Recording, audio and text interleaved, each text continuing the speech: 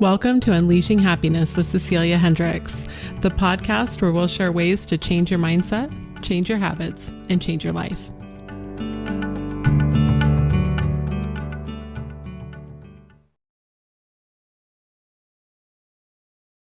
Welcome back for another week of Unleashing Happiness.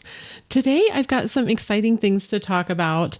One of those is going to be your thought processes and the way that your thoughts kind of work and the way that you can start to make new connections for the thoughts that you have, and a better way of dealing with those thoughts versus getting upset with yourself. The other one is I actually have a correction to make to last week's episode. I think the information that I have is better than what I shared, but at the same time, I mixed up memories in my own mind and I need to go ahead and correct that. And then I want to talk a little bit about the way that you have control and what you don't have control over, just because I think that message can get really kind of lost, especially in the LOA community. I guess I'm actually going to do this a little out of order, and I want to start with the correction. So last week and also on my YouTube channel, I made a comment or I shared about a study where people were spoken to nicely or not as nicely, a bit more curt, and then they had to go count images in a newspaper.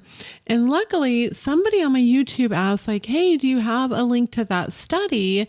And when I went to go find it, I realized that I had actually mixed up two studies that I read, one within the book, The Power of Habit, and the other one was an article that I read. And I, in my memory, just put the two of these together, which I found kind of interesting that I had done that. But it's also a really good reminder that our memories are like a storage unit, right? And my memory of the exact same event could be drastically different than someone else's memory of that same event. And over time, my memory can change, right? Like even in this, I distinctly had the memory of reading about this study in The Power of Habit. But when I went back and looked and realized what I had done, suddenly I had the memory of reading the article of the correct study instead. So my memory within myself had completely changed and shifted relatively quickly. It's a really great reminder that we only have this present moment.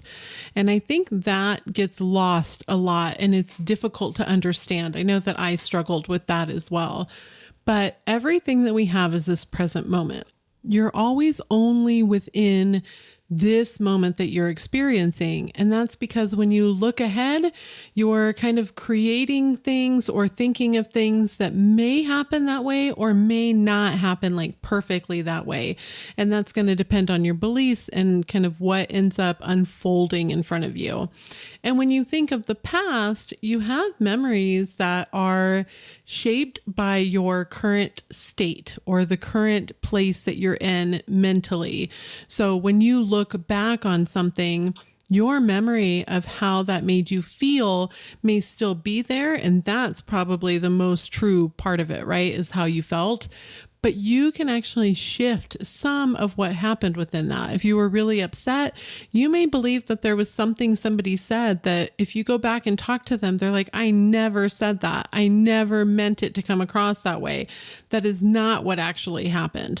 Well, the actually that happened is Lord knows, because our memories are different, their memories are different, and somewhere probably in the middle is some sort of truth. But this experience really reminded me of that our memories are shifting all the time. What we look back on can change constantly. I was convinced that I had read about this study in The Power of Habit. So convinced, actually, that I went back through the book repeatedly trying to find it. And I was like, where is this dang study? I know that I read it here. And then I found the study, which was the correct one. And I was like, oh goodness. And really what happened within that study, let me talk about that first, is that they took two people or two groups of people. And one group was asked to only munch on radishes. So there was chocolate chip cookies in the room and radishes in the room. And the radish group was told, if you need something to munch on, you can eat the radishes, do not eat the chocolate chip cookies. And this is speaking to our willpower in the way that willpower works within human beings. And what happened then is at the end, the other group was allowed to eat the cookies. And at the end, they asked them to do kind of a, like a hitting a button. Like if you see this certain number, make sure you hit this button on the keyboard kind of deal. The people who had spent the time working on their willpower did not do well on that at all.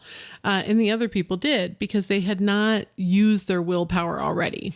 But the lucky unlucky study that I was really interested in, and I think speaks a lot to what I talk about, was that they took a group of people who self-identified themselves as lucky. They're just lucky in life. Things are always working out for them. And then they took a group who self-identified as unlucky. They never really get the good breaks. Everything kind of doesn't go their way. Nothing ever works out for them. They're just really unlucky. It's kind of the way that, the stars aligned and they're just not lucky people. So from there, they gave both groups of people the same newspaper. And on the front of this newspaper, in bold, rather large print, said, "Stop counting. There's 43 images in this paper." And what they were asked to do was take this newspaper and count how many pictures were in it. Now, mind you, the front page, literally in large print, told them to stop counting and that told them how many it had. But the folks that were unlucky literally did not even perceive or realize that that message was there. The majority of them completely missed reading the message. The people who were lucky saw it. They were able to see this opportunity that was right in front of them.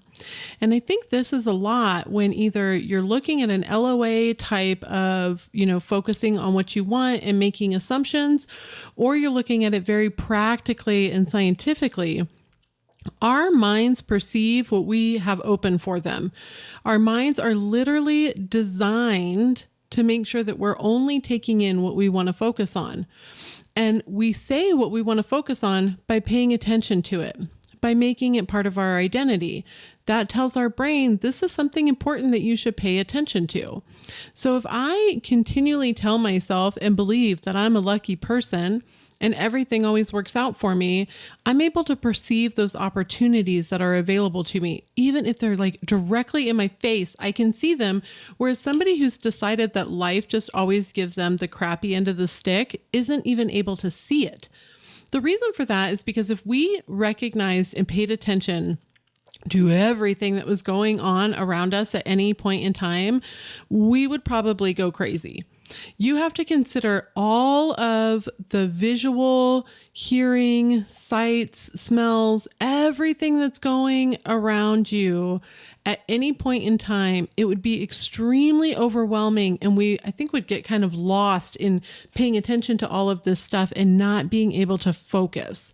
So our brains are designed to say, I'm going to focus in on these things. If this is something you identify with, this is what I'm going to focus on.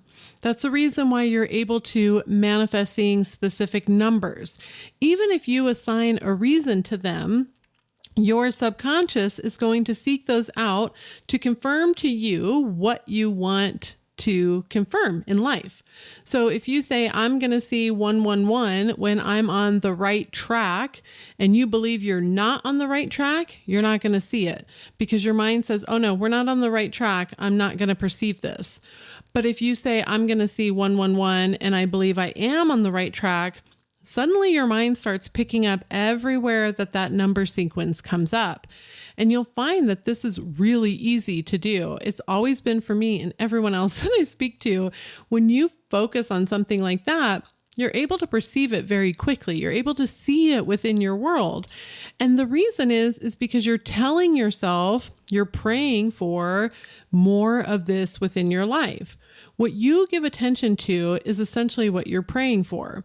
What you give attention to is what you're putting out to the universe, God, power source, whatever phrase or name that you have provided, that, hey, I want more of this.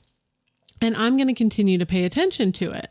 I think that's why a lot of times when people are like, well, stuff still isn't going right for me, it's because you continually tell yourself that stuff doesn't go right for you.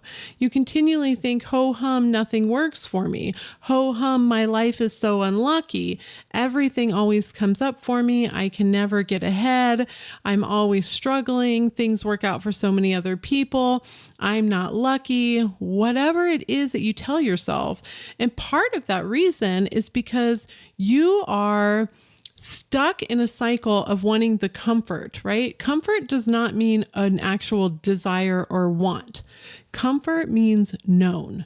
So when there is a feeling or an activity or a habit that is known for you, that is comfort. And you give yourself the illusion of control whenever you start to go through self-sabotage. So when you're saying, I'm unlucky, this is just the way stuff goes, you're kind of self-prophesizing that this is what's going to happen, and then it's comfortable for you. You don't have anything that changes because change is uncomfortable. For myself, definitely my life has been full of change. I grew up as an Air Force brat. So, we moved, my friends moved. There was always new people coming in and out. Change was definitely part of my life. That still does not mean that it's not uncomfortable for me. There's still comfort in knowing that my day-to-day routine is XYZ. And that's why you can start to frame the way that your day goes in a way that works better for you. What can you create for a new comfort? Who can you become that feels comfortable within this new skin? And if you're a follower of Neville Goddard, one of the things that he talks about is he talks about it like wearing a new suit. So if you get a new suit, maybe you feel uncomfortable at first. It's not really you. You have to kind of get used to wearing it. Like let's say that you grew up and you didn't have very much money, or you went through a period of time where you didn't have very much money. And then you came into new money and you bought yourself this really beautiful, amazing, fancy outfit. You may feel slightly uncomfortable when you first wear that outfit. You can step out and this is something new for you. It's not something that you're used to. There's not the comfort maybe of being kind of hidden within not having the flashy, expensive kind of outfit where now people are noticing you. Your identity is shifting, but it's not something that you're comfortable with yet. And then as you continue to wear it, you continue to go out, you continue to step into being this new person, it does become much more comfortable. And that's what Neville's talking about when he talks about dwelling in a state. So when you continually go back to something, you're dwelling in a state. I got an email yesterday that asked me for my thoughts on a specific therapy technique. And I had to be honest that it was not one that I was familiar with. So I went and did some research. And in part of that research, they talked about how they would have, people write a list of their thoughts that are unproductive. So if you want to think of an unproductive thought, maybe it's also one that's unwanted, or it's not aligned with the person that you've decided that you would like to be and the person that you are in the process of becoming, the person that you are embodying every single day. And then on the other side, you essentially write out what kind of the productive thought would be within that. And what you do is you continually go back to this list. And if you think about it, this really ties into the revision technique of Neville Goddard, and it's kind of on the spot revision, right? So if I have a thought, let's say I look in the mirror and I think, oh my gosh, I look terrible in my clothes. Well, that's an unproductive thought. I don't want to think that of myself. I don't want to talk about myself like that. I don't want to do that. So the thought on the other side would be maybe to call out that, I love the way that my legs look when I wear shorts. It could be whatever it is comfortable for you. And you would continue to go back to that. So then if I would glance in the mirror and I'd say, oh, I don't like the way I look today. Instead, I would interrupt that habit of talking down to myself, viewing myself that way, and replace it with this new thought, which is, no, my legs look really fantastic when I wear shorts and I absolutely love them. And at first, this feels really uncomfortable, especially if you're not used to talking nicely to yourself. It can be a really uncomfortable shift to then start saying something nice about yourself. And it's okay to lean into that uncomfort. You can even lean into some curiosity about it. Why does this make me feel uncomfortable? Is there something else that I would like to identify and really lean into? Is there something that would make me feel more uncomfortable in this? And to be honest with you, a lot of times what's going to make you feel more comfortable in it is to lean more into it and do it more often. And then it becomes the state that you dwell in. So a lot of times when I was in the Reddit community, I would get questions about what it means to dwell in a state and what it means to continually go there. And for things that are very deep rooted or a habit that you have really ingrained in your mind, it's really the persistence and the repetition of going back to it. This is why affirmations end up working for the majority of people after some time. It's because when you're repeating it to yourself over and over, you start to believe it. The issue, and I see this happen with a lot of people, is when they're mindlessly parroting to themselves these affirmations, but they're not actually working on the habit of the true feeling behind it. So it would be like if I look in the mirror and I say that I don't like the way that I look. I feel like look overweight, or I don't like the way that my clothes fit, or I'm concerned about whatever with the way that I look. If I then were to tell myself, no, I am the most beautiful woman in the world, and I walk down the street and everybody's staring at me, but every time I walk down the street, I'm looking down and instead thinking I was wrong. Nobody's looking at me. I look like crap. That's what's going to continue. So it's all about becoming more aware of what you're actually saying to yourself, because God, the universe, it sees the inside. It doesn't just hear what you're projecting, and you don't end up getting what you want. You end up getting what you believe. And this is the reason why affirmations sometimes end up working, like a year, 2 years later, is because when people start to learn how to focus more on themselves, turn it within, then all of a sudden the stuff that they were repeating, a year ago starts to flow into their lives really quick because that seed was already planted. You just didn't really have the other pieces that go along with it. And this brings me to my point about your thoughts. A lot of times, Neville Goddard and a lot of other teachers kind of talk about believing, positive, not letting these thoughts kind of go by. And something that I realized with myself that I struggled with for quite a while, and I've gotten messages that others struggled with, is really being frustrated with yourself then when you have this like negative thought, or, you're kind of shift back to a habit and a belief or a feeling that is not aligned with what you want. And you really need to learn how to let that go. None of this is about tracking your every single thought to the point that you'll never actually have them. You will not get to the point of being able to control your thoughts to that point. It's not about controlling every thought that comes into your mind. It's not about beating yourself up when you have a thought that's not aligned, or when you have some like crazy intrusive thought that pops into your head. I have always struggled with that, and I used to really get frustrated with myself. And now I've realized I don't need to be frustrated with myself. I just need to make a decision instead of where I'm going to dwell and what decision I'm going to make for a better thought. So if I can catch myself within that thought, and a lot of times I need to physically do something to remove myself from that habit, right? Sitting in a chair, and let's say a thought comes into my mind about I'm always broke, and I'm like, oh, I'm always broke. And I'm like, oh, I don't want to think that because I want money to come into my life. And now I need to change my thoughts, and I need to get on myself. And I can't believe that I did that. And now I need to start all over, and I need to go lay down and do a meditation. No, stop. Recognize the thought. Say, okay, why did I suddenly feel this way? What was causing this feeling to come up? What is the ideal that I would prefer to have?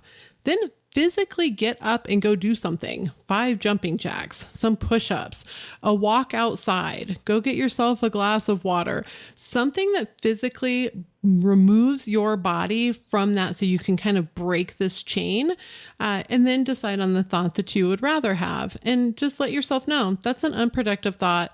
That's how I used to think. We're not doing that anymore, and move on. Do not beat yourself up. And I wanted to read this part. It's actually from Neville Goddard's The Working Wonder Power of Imagination, his 1965 lectures. Neville Goddard was, if you're not familiar, was a mystic. I have found him to be the greatest teacher. I absolutely adore his stuff. He's the one that I resonate the most with, that I find myself drawn to the most, and that I understand the most. But when I first started, I found him so confusing because of the words that he used and the way that he did it. So if you do find him confusing, I'll put down in the show notes, there's a website that does all of his books in audio, and you can read them, and it's free, and it's absolutely amazing. And I love the guy's voice who does it. His voice is just fantastic. And what I did is I would read a chapter, listen to the chapter, read a chapter. And being able to do both really started to make more sense to me for some reason. So that might help you as well. But this part that I'm going to read is from The Wonder Working Power of Imagination, his 1965 lectures. So this is from a time a little bit later in his life where Neville definitely had the absolute faith and belief that his thoughts created his reality. His beliefs were going to be reflected from him. And yet he still said this: "And may I tell you, as one who takes this platform twice a week and who will answer letters brought in and all these things, devoting my entire life to it, in this strange and wonderful world of ours, I have to arrest my inner talking every moment of time. So let that encourage you. Every moment of time, I find myself inwardly, from a letter received where there was no gratitude whatsoever, nothing but complaints, even though a dozen things worked beautifully. And then your reaction is, so what? And you have to stop it right away. As you become aware of what you're doing, you've got to stop it and get back on the beam of positive thinking. Therefore, if I, a teacher, can confess to you that every day I become aware of negative inner talking and must arrest it, then my heart goes out to everyone who is not doing the professional job of it, because what must they be doing in the course of a day?" So here you have a teacher who has done this for many years. People reach out to him. He had absolute faith. This is definitely a time in the life after he had received the promise. He was one of the people that you would think would just like have this totally under control. And yet he still has to catch himself. He doesn't beat himself up. He doesn't decide that he's ruined his manifestation or he's ruined his belief. It's just a thought. And the less power that you can give to those thoughts, the better off that you'll be. The only thing that matters is where you dwell, what you choose to continue to give attention to. And a lot of times for some of these beliefs, that means you got to keep returning to it over and over and over, and you have to keep interrupting it. But it should not become something that's taking over your day or that you're so frustrated. This is part of why I'm always recommending doing things that you enjoy every day. Finding hobbies that you enjoy, getting out and moving your body, being outside. Because when you do that, you naturally shift to a higher vibrational state. You are in a better mood. You're able to break up kind of these thought processes and these thought habits that you've gotten yourself into. And that's all that it is. It's just a habit that's there in your brain that your brain says, oh, it's 12 o'clock. We need to start being sad that we don't have Johnny Boy in our life anymore. Or, oh, it's 6 p.m. We're eating dinner alone and I should be sad that Susie Q broke up with me and I don't know what to do about it. those are just habit loops that you're creating. So replace them. Say, okay, if at 12 o'clock I think about Johnny Boy and I'm sad, then I'm going to replace that with a walk, or I'm going to do a thing of yoga, or I'm going to call a really good friend, or I'm going to watch a funny show.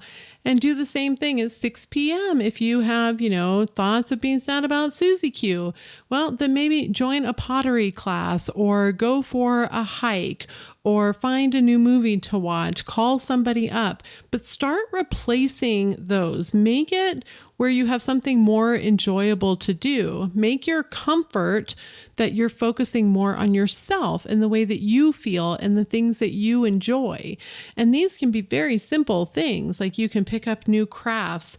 You can make yourself, something good to eat. You can watch a YouTube video and learn how to do something new. You can go outside for a walk. It's not even that you need to spend a bunch of money. You can do a yoga on YouTube, which is like fantastic. There's so much free stuff that's available to us. Join a meetup group. Go find something to do like in your city that's really interesting and new. Anything to interrupt these thoughts so that you can get yourself out of whatever funk of a habit loop you're currently in. And from the book Atomic Habits, which I agree, I was really excited when I read this part of the book, because this is something that I had already been doing. So seeing like the confirmation that this is also in Atomic Habits was pretty exciting. But have a plan. So say when X happens, I'm going to do this in this place for this long. So let's say when I have the urge to check Susie Q's social media, I'm going to go outside for a 20-minute walk around my neighborhood. Or you can say, when I have a desire to send Johnny Boy a message about how much I miss him and don't know why he left, instead, I'm going to go work on a painting in my garage and set a 30-minute timer. And just continue to do this stuff, but really set yourself up for success. Make a plan of what you're going to do. I can also make a plan that if I say, when I get dressed in the morning, if I don't feel good in my clothing, I'm going to give myself 3 compliments in the mirror, and then I'm going to move on. And you can take yourself then to a mirror or maybe to a different mirror so that you're physically removing yourself from where you are and replacing that habit and that thought that you're starting to get yourself into. So I hope that you definitely found this helpful. For sure, put these techniques into practice, disturbing what you're doing, getting physical activity when you're finding yourself getting stuck into a habit loop, interrupting the habit loops that you have, giving yourself grace and not getting frustrated over the thoughts that you have. Understand they're just thoughts. Oh, and another key part of this actually from A Course in Miracles, no thought, no anything in this world has meaning until you assign it meaning. So if me and person B have the same thought about something that we would deem negative, it only has meaning, and the meaning is different depending on us. So I assign the meaning for my thought, they assign the meaning for their thought. So now it's the exact same thought, maybe even the exact same event, but we're each assigning our own meaning. Nothing has meaning until you decide to assign it meaning. And you'll see this when your state starts to shift, your identity starts to shift. The meaning that you would give to something maybe 4 weeks ago, 3 weeks ago, has now changed, which shows that it had no meaning. You gave it the life, you gave it the meaning, you gave it the purpose with your attention and what you've decided it actually means within your life. So I hope that you find that helpful. I will definitely be back here next week. I also wanted to share that I am launching a 14-day course completely free. Just really excited to get this going. And it's going to be building on each other every day for new habits and around mindset. I will definitely be tying it into Neville Goddard, the scientific information that I have. I'll be sending out a daily email that will also have a daily piece of video content that is not being published anywhere else except for in these emails. And then I am going to be randomly selecting 5 people who sign up no later than midnight on August 20th. The 14-day workshop or course is going to start on August 21st. That's when you'll get your first kind of assignment email for us to kick off. But I'm going to select 5 people that sign up that will get a free 30-minute consultation coaching session with me where we can talk about whatever you want. You got questions about Neville Goddard? Let's do it. You want to talk about a struggle that you're having? Let's do it. I am so excited for this. I'm excited not only for the course because I've put together some really awesome information, and I think the way of like getting it in an email with a video daily that kind of gives you an assignment to do really gets you kicked off on the right foot, and then just kind of builds on each other.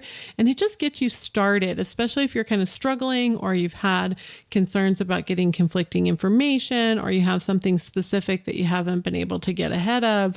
I think this will really be helpful. So completely free. I don't even intend to have any kind of salesy stuff within it. I really just want to share the information. You can find that on my website. I'll put the information in the show notes as well. And my website is ceciliahendricks.com. If you go there, there's a pop-up that'll come up that you can sign up, or there's also a link at the top of the page. So super looking forward to this. I hope that you enjoy. I hope that you sign up. If you have any other ideas for like courses or topics for me, I would love to hear from you. I absolutely love getting emails. So you can email me. It's unleashinghappiness@ceciliahendricks.com. And I'll put that email address down in the show notes as well. Until next week, have a good one.